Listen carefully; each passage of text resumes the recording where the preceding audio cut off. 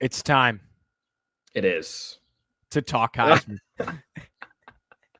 That's pretty. Fire me up for the Heisman Memorial Trophy conversation. Raza, break it down for us. This is who you have winning the Heisman and the others taking the trip to New York City. Yeah, I've been on the Nuss bus for a while now. Gio, if you don't mind, can I embarrass myself really quickly? Of course. Okay. Are you going to go, Heisman? No, I've thought about it. I'm gonna take us in the old time machine and take us back about 24 months ago. I was on a college football preview podcast with my good friend Liam Blutman, who now works at Barstool. So shout out to Liam. And we were talking about LSU. And again, this is 2023. I said that I think Garrett Nussmeier gave them a better shot to win than Jaden Daniels did. Jaden ended up having the greatest season in college football history. So, and now is, the reason I get up in the morning. So The saving grace of your poverty franchise. So I was wrong. But maybe I wasn't wrong. I was just early. It's not that Garrett Nussmeier gave them a better chance to win than Jaden Daniels did. It's that 2 years later, Garrett Nussmeier is now going to have a Jaden Daniels type season, which I think is entirely possible. Obviously not from a rushing perspective, but Nuss is he's a quarterback's quarterback. I have said all summer long, I think Nussmeier wins the Heisman. I think he's the number one pick in next year's draft in the NFL. I think it's a Joe Burrow type of ascension, not necessarily in terms of team success, but in terms of winning a Heisman Trophy and stamping your place as the best quarterback and stamping that number one pick in the NFL draft. There's an embarrassment of riches on the offensive side of the ball for the Nuss bus. I think he's a very talented quarterback. He can sling it all over the rock. He can sling the rock all over the field. They have wide receivers out the wazoo to throw the ball to. LSU is going to be good. Like, we both have LSU in the title game. We both have LSU in the playoff. I think the marquee games in the SEC, despite not going undefeated or anything like that, like we just saw Travis Hunter win the Heisman with a 9-3 record in the regular season, something like that. Maybe they were 8-4. Yeah. Like, this is the year it kind of goes back to a quarterback award, but in the age of conference realignment, you don't have to be the best player on the best team to win the Heisman. So I think even though LSU will not be the number one team, they'll probably be the number 6 or 7 team in the country. And Nussmeier will have the best stats. He'll be the best quarterback. And I think Garrett Nussmeier, look at him sling the rock. Like, he's a good player, man. I think Garrett Nussmeier takes home the Heisman. But obviously, I do think Jeremiah Smith will be in the conversation because, like I said, I think he's the best offensive player in the country. I think he's the best player in the country, point blank, period. I think Cade Klubnik at Clemson will be just as productive as he was a year ago, and that will be enough to get him in the Heisman conversation as well as being one of the 2 undefeated teams in the country, but they might give the nod to the SEC guy over the ACC guy, even though they actually do go head to head to start the season, which I can't wait to watch.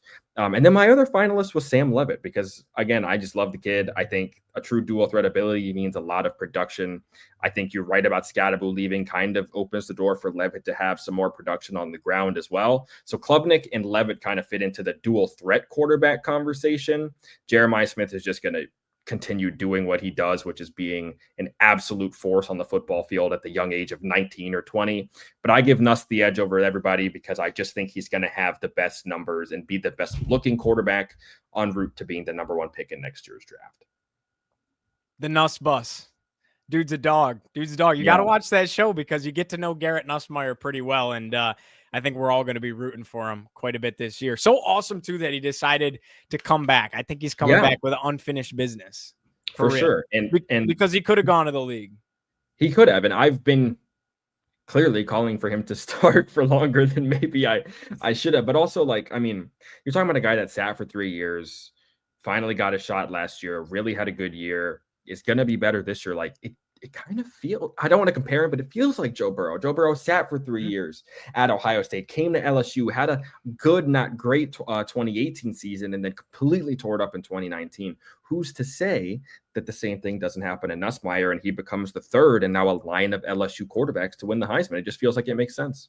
Joe Shiesty got hit so hard against UCF, it knocked the sense right into him. Now he's one of the best quarterbacks in the National Football League. All right. This is who I got for my Heisman in 2025. Give me the kid. Give I me love the it. kid. Jeremiah Smith of the Ohio State University. Now, listen, I know this is a quarterback award. But I think that Jeremiah Smith is the most NFL ready player in college football right now at just 19 years of age. He's built like an NFL wide receiver. His arms are the size of Raz's afro. Okay. He goes up and high points the football and pulls it down with one hand against big, strong Big Ten defensive backs. He's next level. We saw a wide receiver win it last year. Now, that wide receiver also is an unbelievable cornerback as well. But we also saw a wide receiver win it in 2020 with Devonta Smith. So it's not impossible. But I also think that Jeremiah Smith is just plain and simple the best player in college football. If Julian Sayin is good enough to get him the ball, look out. I think you upgrade in the passing game from Will Howard to Julian Sayin. I don't think Will Howard was a blow-you-away arm talent. No. Now you got a big-time quarterback slinging you the rock. If it's not this year, it's definitely next year for Jeremiah Smith. I think he's going to be unbelievable. I have Cade Klubnik going to New York City as well. I think he has a great year for Clemson, just absolutely tears up the ACC. We've seen this steady growth out of Klubnik, and then I think it all just culminates and clicks this year. I have Jeremiah Love. I think Notre Dame depends on him in a lot of ways, and he is probably outside of Jeremiah Smith, the freakiest athlete in the country. When he's hurdling people, he's not just hurdling them. He's clearing them by like 2 feet. Yeah. It's unbelievable. And that touchdown run he had against Penn State where he like refused to go down from like the 2-yard line, like 5 different guys couldn't bring him down. When I watched that, I was like, well, that might be the greatest 3-yard touchdown run I've ever watched in my life. Like he's next level. He's a first-round talent at running back for sure. Yeah. He's unreal. So I have Jeremiah Love really leading the way for Notre Dame en route to, again, I have them as a top 4 team in the college football playoffs this year. And then I have Arch Manning. I'll drink the Kool-Aid. I'll buy into the Arch Manning hype. I think the thing with Arch is you see it with the AP, and it's not the same voters, so I don't want to get that confused. But the media is going to love Arch. Yeah, they already do. He's going to throw a 10-yard touchdown pass, and the media is going to say he's the next coming of, I don't want to say Tom Brady because he might as well just be the second coming of his Uncle Peyton. Exactly. Or Eli if we're playing Tom Brady in a Super Bowl, you know. Good point. So with the last name Manning and all the media attention it's going to get, I don't see a situation where he doesn't get voted for if they're as successful as I say they're going to be. I have them not losing a game and getting into the college football playoff with the number 1 seed. How does the quarterback with the last name Manning not end up in New York City? Right. Yeah, that's a good point. I don't even know that he's going to blow you away with what you see out of him. I do think he's going to be special. I think the spurts we saw last year, he really is a dual threat. Like he can tuck it and run. And he's kind of like to bring down. And he's got those Trevor Lawrence strides. Remember how Trevor Lawrence like didn't look that fast until all of a sudden he's running past everybody on the field. Yeah, he's big, he's strong, he's hard to bring down. Trevor Lawrence, that's a fantastic comp because I have PTSD of Lawrence. Yeah, that long touchdown run against Ohio State in the That's the one that comes to mind. Like he runs that way. He's very hard to bring down. My only thing is just like we've not seen him play. Not really. That's fine. That's like fine. He started that one game against Colorado State. He was really inexplicably brought in to face Georgia in that regular season game in Austin, which made no sense. And then they went back to Quinn Ewers. Like I've seen so many high-level guys come in and not succeed. I think Texas is in a place where it would be really hard for him to not succeed. I don't need to, with all the other guys that I mentioned, I know already that they're good because I've seen it. I've not seen Arch yet. So I can't put my faith in a guy I just don't know about yet. And I can't wait to watch him work. I think, like you said, he's going to be a dog, but I can't put my eggs in the basket that's behind a closed door. You know, maybe this year we'll learn week 1 what he's made of.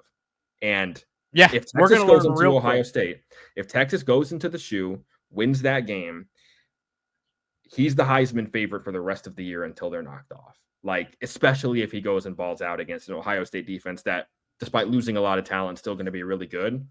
We're going to learn a lot in the very first game, the first meaningful football he's ever played, at least at starting quarterback. I can't wait to watch it because I think you're right. It's not just the media that's going to love it. Everybody's kid's last name is Manning, for crying Yeah. out loud. Yeah. Everybody wants him to succeed. Right. I actually am a believer that when Quinn got hurt last year, he should have never come back to the starting role. Really? And a lot of people say, well, if that was the case, then Arch would have played. Mm-hmm. I think Steve Sarkisian, you think about his background, the things he's been through, the people that have given him second chances, things like that. There's a level of loyalty between Sark and Quinn Ewers that he was not willing to sacrifice. And you have to remember, too, Quinn was still the leader of that locker room, undoubtedly. Mm-hmm. And sometimes the veteran experience on top of your locker room leader being the one out there and not wanting to sacrifice losing the locker room at all. Or, you know, it's a situation where if you put in Arch, you showed everybody in that locker room something, right? And I don't think that was a choice that Steve Sarkisian was willing to do. I think deep down, he knew Arch was probably the better talent, maybe gave them a better chance to win offensively, but Quinn was the glue guy. He was loyal to Quinn, and he said, this is Quinn's year. Quinn's going to get us to the finish line so long as he can suit up. I think that's what happened. And then it didn't really work out in the end. And it didn't really work out. It's not Quinn's. I mean, I hate to blame him, but like you and I talked off the air that, you know, Ewers was the highest rated quarterback recruit in the history of college football. Like, that's, again, not small potatoes. And Ohio State wasn't the place. I actually watched all 3 of Quinn Ewers' snaps at Ohio State that he took. They were all handoffs, brilliant handoffs by Quinn Ewers. And he was never the guy at Texas that he was billed to be, even though he went home and he linked up with Sark and all these things. It just never really panned out. Last year was a great year for them, but it wasn't a great year for Quinn necessarily. And then we all know how it ended. So I think maybe you're right that if the talent upgrade is there with Arch, then the sky is the limit. But Quinn was also very talented when he got to Texas. So who knows if that ceiling is being raised or not. I have high hopes for them. I think their offensive talent is ridiculous, even with the guys that they lost to the draft this past year. So Arch could get there. Again, I just need to see it to believe it. Sure. Totally fair. Totally fair. All right, let's talk dark horses for the Heisman. Like, who are we sleeping on? Who are names that you did not mention? And we'll keep it brief here, but who are names that we did not mention that that you think could get there and find their way to New York City? Yeah, there were a few that came to mind, but I'll keep it brief and give you 2, one on each side of the ball. I always think a defensive player deserves a shot. Like, if you're the best defensive player in the country, you should probably go to New York, the way that like Chase Young has, and even Travis Hunter last year, and a lot of these other top dogs have gone. And Ndamukong Suh, for example, the best defensive player in the country is Caleb Downs. I think if he puts together a campaign similar to what he had last year, he deserves a shot, especially if he returns a couple punts for a touchdown. Yeah. Like I think that's you have to do that. I think. Yeah, the Jabril, especially as a safety, because you're not a linebacker where you can lead the nation in tackles, or you know what I mean. Yeah, but if it's like a Jabril Peppers type of situation where he also scores a bunch of touchdowns, he probably deserves a shot to get there as well.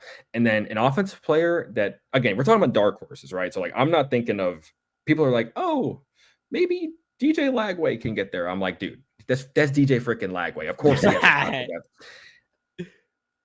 You look at what Indiana did last year with Curtis Rourke, who was, I think, had the best QBR in the country last year.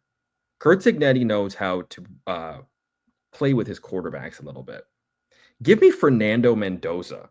I think he was really good last year. He was good at Cal. But it's Cal, so nobody really cared. Now he gets to link up with Sig and like Elijah Surratt and all the offensive talent that they have over there at Indiana. I think the Hoosiers are going to be a really good team in the Big Ten this year. If Mendoza goes out there and throws for 4,500 yards and 45 touchdowns, I think he should go as well, because it's a quarterback award, and with that type of production, there's a chance Mendoza has either the top QBR in the country, maybe the top passing yardage mark in the country. Like last year, we saw Kyle McCord get Heisman votes because even at Syracuse, he led the entire nation in passing yards. I think he was up there in touchdowns as well. Like that merits votes. And I think if he puts together enough production, it could be enough to get to New York. So we'll see. I think he's a good player. I think Indiana is a good team. And I think that's a guy that should not be under the, like, if type. Yeah. Yeah. No, that's very valid. I have a guy like that as well that I'm excited to bring up. My others considered, so to speak, were Garrett Nussmeier, who you picked to win it. If I'm picking one more guy to get there, if you can bring 5 finalists instead of 4, Garrett Nussmeier is that guy for me. And there's definitely a case where if Arch isn't Arch, then Nuss is that guy that's going to New York City, no doubt. There's a reason why Arch was the last one there for me. And then I think Drew Aller. Yeah, I think he's going to grow up a little bit. We saw him make some mistakes last year. We saw him basically cost his team with that turnover in the playoff. Yes. But I think that with the upgrades at wide receiver, there's just so many toys for him to play with, man. Like he could have a field day, whether he's slinging it to Katron Allen or Nick Singleton out of the backfield, or I just think the downfield passing upgrade with what they added at wide receiver. I've seen firsthand Trevor Pena play and tear it up for the Syracuse Orange. They stole a dog, and I'm happy that he's being compensated handsomely. So he deserves it. Good for you. Get yours, Trevor Pena. The old NIL package. Yeah. So I think that Drew Aller is the others considered for me, but you want to talk dark horses. I have Sam Levitt as a dark horse just because I don't know if so many people are sold, and it goes down to the branding. He has the Arizona State logo next to his name, and it just doesn't hold the same weight that it does with everybody else at these big powerhouse schools, right? I was going to say DJ Lagway and Lenora Sellers, but whatever. Now I'm the bad guy. Gosh darn it. Whatever. No. I got another one. If we said that a wide receiver is going to have a chance, who says Ryan Williams can't be in the conversation? He's ridiculous. He's a 2 completely different athletes, him and Jeremiah Smith. Yeah, but insane in their own ways. And they're both equally youthful. Jeremiah Smith is going to beat you physically, and Ryan Williams is savvy, and he just like floats. I just cannot describe that play against Georgia where he literally floated. Like it was unbelievable. I think it was like a deer. The dead leg spin move. It might be the greatest move I've ever seen on a football field. Period. I was gonna say college football, but like you'd have to show me a better. He made 2 Georgia defenders run into each other. That's unreal. Insane. It's insane. After a crazy catch. And then he had the acceleration to score. Like it's nuts. He's ridiculous. Like most deserving duo on a cover of a video game I've ever seen in my life. Ryan Williams and Jeremiah Smith on College Football 26. Like, I guess when you talk about like dark horses, anybody that's not a quarterback could really fit the bill. I think if it would be a receiver not named Jeremiah Smith, like maybe Ryan Wingo from Texas could get the job done. Jordan Tyson at Arizona State could get the job done. There are a lot of guys who can be that level. Ryan Williams has the athletic profile and the branding to your point to get there. And then I got one more for you. John Mateer.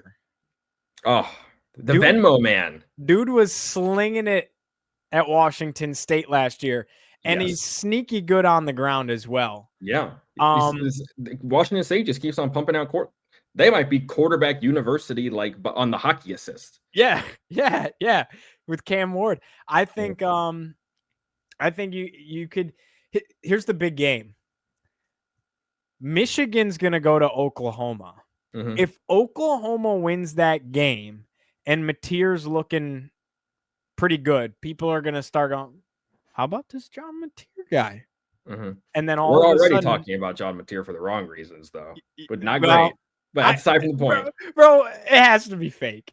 It has to be fake. I don't think it's fake. He did come out and say that it was a joke. And I'm like, yeah, on the day that this game actually happened, though, like it doesn't. Yeah, Listen, but who's I stupid think enough we to should get off. label it sports gambling? Stranger things have happened. Bro, So even when I Venmo you, I'll Venmo you like a shark emoji for you getting a cup of Starbucks. yeah, exactly. You That was just my do point. goofy Is like, things.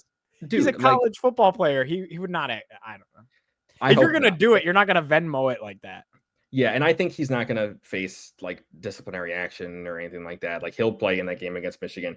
I think you're right. He was extremely productive at Washington State. He's going to be very productive at Oklahoma. But tough schedule in the SEC, and there's so many like higher caliber quarterbacks. I think he can do it because we've seen him be super productive. Like this is kind of the situation we had last year with Cam Ward, but we were like, yeah, if he can do what he did at Washington State, maybe he can be a Heisman contender. And then he was better. So we'll see what happens.